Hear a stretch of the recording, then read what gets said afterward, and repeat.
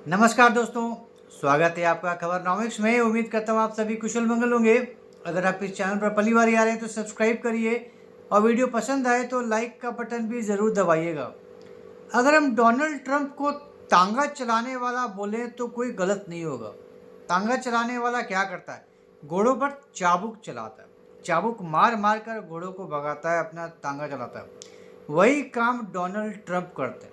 वो जब से अपने सेकंड टर्म में आए हैं, उनका बस एक ही काम है जो दिख रहा है दुनिया को, वो है चाबुक चलाना। कोई ना कोई एक मुद्दा उठाते हैं, एक फील्ड चुनते हैं और उस पे लगते हैं चाबुक चलाना। टैरिफ उनका सबसे फेवरेट चाबुक था, जो ऐसा चलाया पूरी दुनिया लहूलुहान हो गई। बहुत बुरी तरह से पूरी दुनिया को त्रस्त किया। मार मार के चाबुक टैरिफ का सबको घायल कर दिया, बहुत बुरा हाल कर दिया। अब फिर क्या आया? फिर अब बाहर वाले देश वालों को आना नहीं है यहाँ पे नौकरी करने के लिए, क्योंकि तुम अमेरिकन्स को नौकरी दो। कंपनियों के पीछे पड़ गए कि तुम बाहर से क्यों बुलाते हो। हम अमेरिकन्स को नौकरी देंगे पहले कि बाहर वालों को देंगे। तुम लोग गलत काम करते हो। तुम लोग ये जो H1B वीज़ा है इसका गलत उपयोग करते हो, बहुत ही मिसयूज़ करते हो। तुम अमेरिकन्स को पहले नौकरी दो, तुम बाहर वालों को नहीं दोगे। तो फिर H1B वीज़ा पर नकेल कसा। $1 लाख चार्ज ठोक दिया कि अब कोई भी आएगा उसको $1 लाख देना पड़ेगा, H1B वीज़ा तभी मिलेगा। Major setback. जो भी आना चाह रहे थे अमेरिका, बिना उसके तुम घुस ही नहीं सकते हो अमेरिका में अगर नौकरी करना चाह रहे हो। तो दो भरो भाई। कहाँ पहले 3,000 4,000 $5,000 लगता था, अब $1 लाख लगेगा। 21-22-100% का जंप। बहुत ही तगड़ा चाबुक मारा, लहूलुहान कर दिया। जो भी एस्पिरेंट्स थे अमेरिकन ड्रीम देखने वाले, उन पे तो ऐसा पानी फिरा कि पूछो मत, हालत ख़राब हो गई। बहुत ही मेजर सेटबैक। फिर L1 पे आया इसका असर। सीधा सीधा L1 पे डायरेक्ट प्रहार नहीं किया, लेकिन इसका एक बहुत बुरा असर पड़ा L1 पे। क्यों? क्योंकि अब कंपनियां, अगर H1B वीज़ा उनके लिए बहुत ज़्यादा महंगा पड़ रहा था, तो कंपनीज ने क्या सोचा कि चलो कोई बात नहीं, हमारे इतने सारे एम्प्लॉयज़ हैं जो दूसरी कंट्रीज़ में काम कर रहे हैं। फॉर एग्जांपल, अगर मेटा अपने अमेरिका में H1B वीज़ा पर नहीं बुला पा रहा है नया फ्रेश एप्लीकेंट, नया एम्प्लॉय इंडिया से, तो जो इंडिया में मेटा में काम कर रहे हैं उन बंदों को ट्रांसफ़र कर लेके बुला लेगा अमेरिका, वही रोल के लिए, उसी काम के लिए।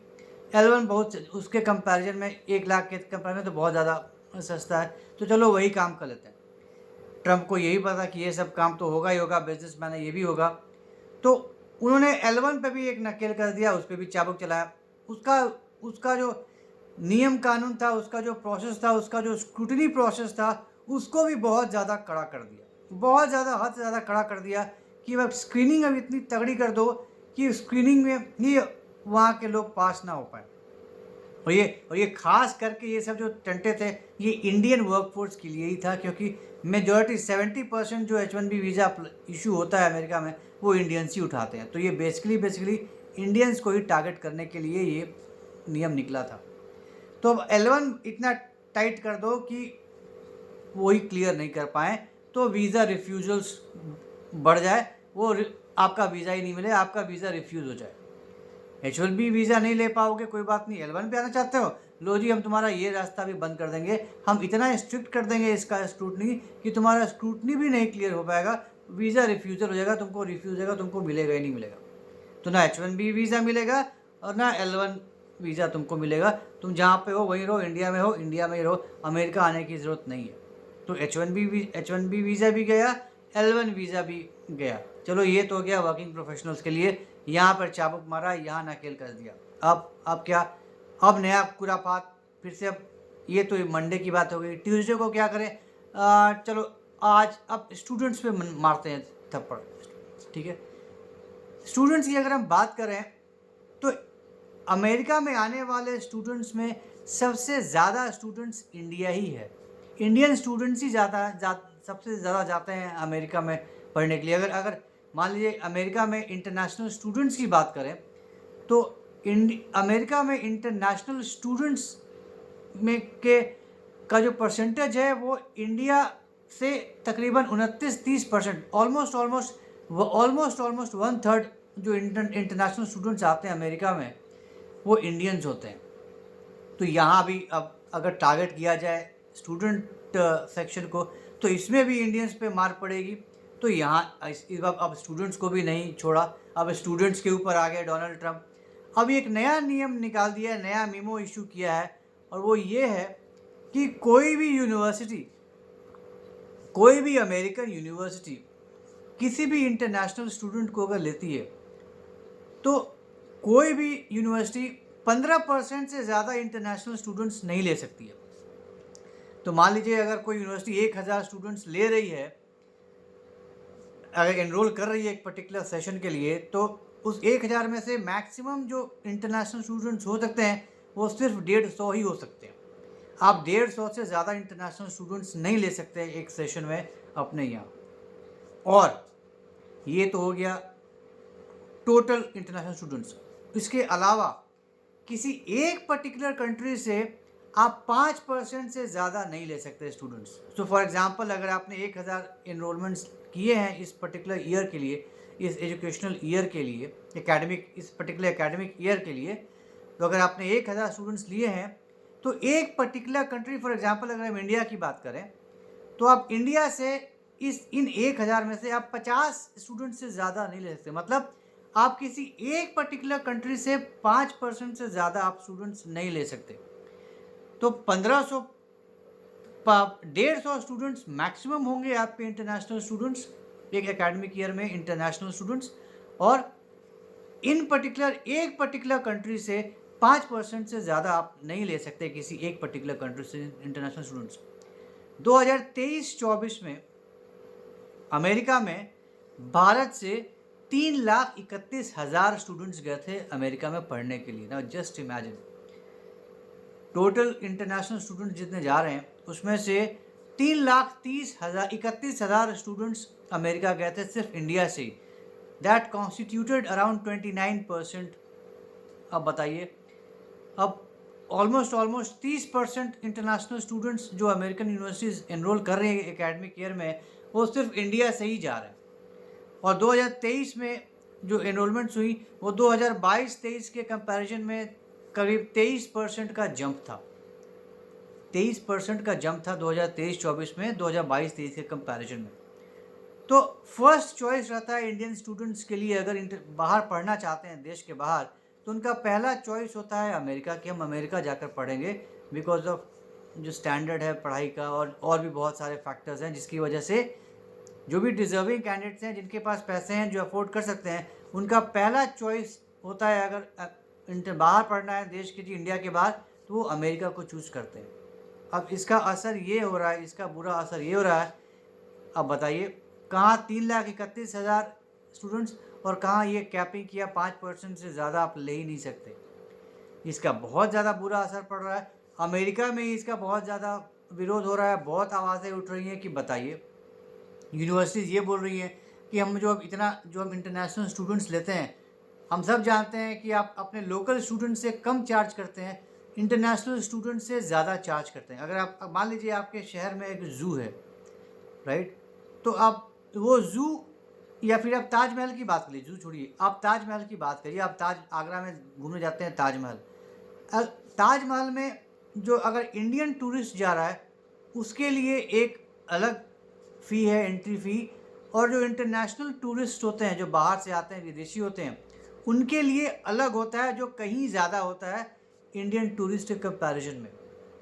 कोई भी देश ऐसे ही चार्ज होता है, ऐसे ही चार्ज करते हैं, टूरिस्ट से हमेशा ज़्यादा चार्ज करते हैं। वैसे ही होता है यूनिवर्सिटीज़ में भी। तो अमेरिकन यूनिवर्सिटीज़ जो बाहर के स्टूडेंट्स लेती थी, जो इंटरनेशनल स्टूडेंट्स आते थे अमेरिकन यूनिवर्सिटीज़ में पढ़ने के लिए, उनसे कहीं ज़्यादा फ़ी चार्ज करती थी जो नेटिव अमेरिकन्स पे करते थे उन यूनिवर्सिटीज़ में।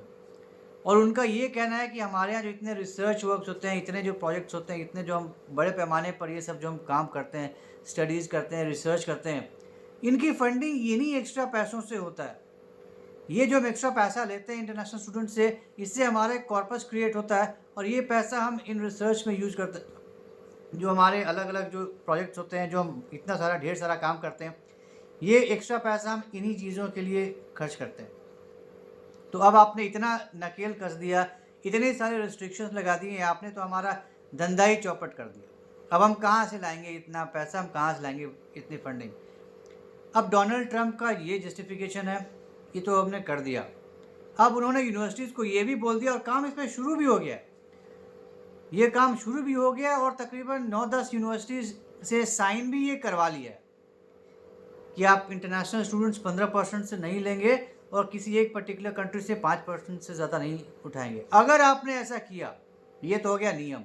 अगर आपने नियम तोड़ा, अगर ऑडिट हुआ, अगर आप पकड़े गए और आपने पता चला कि आपने इससे ज़्यादा किया है, तो जो गवर्नमेंट फंडिंग मिलती है आपको अमेरिकन गवर्नमेंट से आपके यूनिवर्सिटी को, फिर वो आपको नहीं मिलेगा।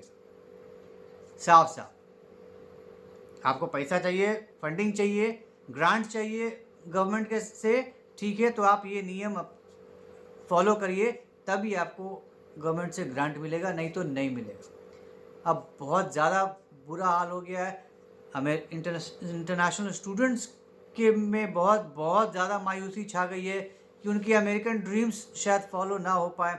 बहुत ज़्यादा सेलेक्टिव हो जाएंगी यूनिवर्सिटीज़, जो लेने का प्रोसेस है वो बहुत ज़्यादा स्ट्रिक्ट हो जाएगा, जो सिलेक्शन प्रोसीजर है वो हद से ज़्यादा स्ट्रिक्ट हो जाएगा कि they would pick up the most cream students. तो जहाँ 1000 स्टूडेंट्स जा रहे थे, वहाँ पे मात्र 50 स्टूडेंट्स ही जा पाएंगे। तो जाहिर सी बात है, कोई भी यूनिवर्सिटी बिल्कुल ही जो बेस्ट स्टूडेंट्स होंगे, जो बेस्ट अवेलेबल स्टूडेंट्स होंगे, सिर्फ उन्हीं को पिक करेगी, सिर्फ उन्हीं को लेकर जाएगी। तो जो एवरेज स्टूडेंट्स हैं, जो ठीक ठाक हैं, जो पहले चले जाते थे अब से पहले, वो अब नहीं जा पाएंगे, तो उनका ये अमेरिकन ड्रीम भी ख़राब हो जाएगा। ठीक है, ये तो अमेरिका की बात हो गई। इसका फिर जो दूसरा इम्पैक्ट पड़ेगा, जैसा कि H1B वीज़ा के साथ हुआ, दूसरी कंट्रीज़ अपने यहाँ खोल देंगी, अपनी अपनी दुकानें खोल देंगी, अपने अपने दरवाजे खोल देंगी। कोई बात नहीं यार, इंग्लैंड UK बोलेगा कोई बात नहीं, तुझसे इतने आ जाओ। इंग्लैंड UK में भी बहुत बड़ी मात्रा में इंडियन स्टूडेंट्स पढ़ते हैं। कोई बात नहीं जी, हमारे रास्ते खुले हैं, हमारी यूनिवर्सिटीज़ खुली हैं, आ जाओ।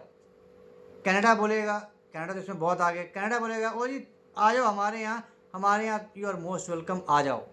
ऑस्ट्रेलिया बोलेगा, again a very important place, Australia बोलेगा कोई बात नहीं, आ जाओ। न्यूजीलैंड बोलेगा कोई बात नहीं, आ जाओ। चाइना बोलेगा कोई बात नहीं, आ जाओ। तो बाकी की दुनिया भर की बाकी दूसरी यूनिवर्सिटीज़ इसका फ़ायदा उठाएंगी, अपॉर्चुनिटी देखेंगी, क्योंकि भाई इंटरनेशनल स्टूडेंट्स तो हर किसी को फ़ायदा होता है, हर यूनिवर्सिटी चाहता है कि हम एक्स्ट्रा पैसा कमाएं, बनाएं। तो अब ये बाहर की यूनिवर्सिटीज़, दूसरे देशों की यूनिवर्सिटीज़ इस मौके का फ़ायदा उठाएंगी और ये अपने इंटरनेशनल स्टूडेंट्स की इनरोलमेंट्स बढ़ाएंगी बड़े पैमाने पर, और जो लॉस होगा अमेरिका में, इनका फ़ायदा होगा, जैसे H1B वीज़ा के साथ हुआ। जैसे ब्राज़ीलियन कॉफ़ी की जो मार पड़ी थी अमेरिका में टैरिफ्स की वजह से, 50% टैरिफ का ब्राज़ील के ऊपर, जो फ़ायदा उठाया कनाडा ने अमेरिका के लॉस पे, वही हाल होगा अब स्टूडेंट्स के साथ। तो जो कांड किया, जो चाबुक चलाया डोनाल्ड ट्रंप ने स्टूडेंट्स के ऊपर, अमेरिका को ही नुकसान होगा, बहुत बड़े पैमाने पर नुकसान होगा अमेरिका को, और दूसरे देशों की दूसरी यूनिवर्सिटीज़ इसका भरपूर फ़ायदा उठाएंगी। कोई बात नहीं, ये तो हर रोज़ की, आजकल ये तो हर दिन की बात हो गई है। ट्रंप का कोई ना कोई नया कांड हर नए दिन होता है। तो देखते हैं, आज के लिए यही कांड था, कल कुछ नया कांड होगा, उसके बारे में भी डिस्कस करेंगे। तो उम्मीद करता हूँ ये डिस्कशन आपको पसंद आया होगा। तो अगर पसंद आया तो हमारे इस वीडियो को लाइक करिए, शेयर करिए और हमारे चैनल को सब्सक्राइब ज़रूर करिए, बेल आइकन भी ज़रूर दबा दीजिएगा। तो जल्दी मिलेंगे कैसे नए इंटरेस्टिंग वीडियो के साथ। तब तक के लिए जय हिंद, जय खंड भारत, नमस्कार।